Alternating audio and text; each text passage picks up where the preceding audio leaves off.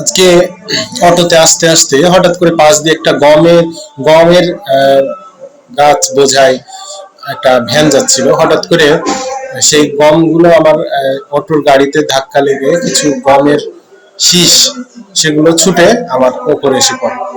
তো আমি একটা গমের দানা এবং তার একটা সুর ছিল, সেটা ধরে আমি একটু দেখলাম। তো দেখে আমি আশ্চর্য হয়ে গেলাম। চলেন আপনাদেরকে একটু দেখাই। এটা হচ্ছে সেই গমের দানা। এখানে এর মধ্যে গম থাকে, আর এটা হচ্ছে গমের শেষ সুর। তো গমগুলাই তাদের গাছে এভাবে আটকে থাকে। যদি আরেকটা দেখাই, এই যে দেখেন, এই যে গমগুলো এখানে আছে এবং তার যে সুরগুলো এদিকে বেড়ে আছে। এখানে হাত দিলে এদিকে নিচের দিকে যাওয়া যায় না, আর উপর দিকে মসৃণ হয়ে আছে, নিচের দিকে আটকে যাচ্ছে। নিচের দিকে যদি যাচ্ছি তা আটকে যাচ্ছে, মানে গমের কাছাকাছি যদি যাচ্ছি তো আটকে যাচ্ছে, আবার উপর দিকে যদি যাচ্ছি তাহলে আর সমস্যা হচ্ছে না, এই যে মসৃণ হয়ে আছে। কিন্তু নিচের দিকে যদি যাচ্ছি তা ধরে নিচ্ছে। দেখেন যে কোনো জীবাণু, কোনো ধুলো বা কোনো পোকা যদি এই গমকে আক্রমণ করতে যায় তাহলে এখানে কিন্তু আটকে যাবে।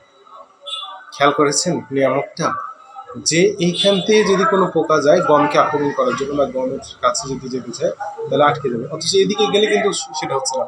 তাহলে এই যে ধারটা যে এই মুখী করা হয়েছে, ধারটা যে এমন মুখী করা হয়েছে যেন এদিকে না যেতে পারে, গমের দিকে না যেতে পারে, এটা একটা বিশাল কিন্তু নিয়ামত। আমরা কিন্তু খেয়াল করতে পারি আমাদের চতুর্পাশে কিন্তু অসংখ্য নিয়ামত আছে। এটি কিন্তু আমি নিজের থেকে দেখতে যাইনি, এটা কেন জানি কাকতালীয় ভাবে এসে আমার ওপর এসে পড়ে। আমি এটাকে যদি আপনাদেরকে আর একটু জুম করে দেখাই তাহলে একটু খেয়াল করবেন।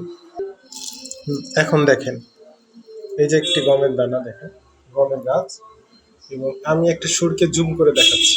এই সুরটাকে দেখেন,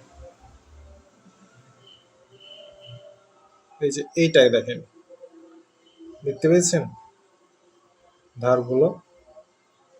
জানি না কতটুকু বোঝা যাচ্ছে।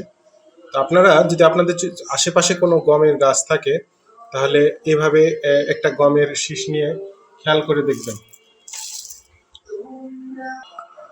যে এইখান দিয়ে হাতটা চালিয়ে দেখবেন যে এদিকে ঠিকই উঠে যাবে, কিন্তু এদিকে গেলে আটকে যাবে, এদিকে গেলে আটকে যাবে।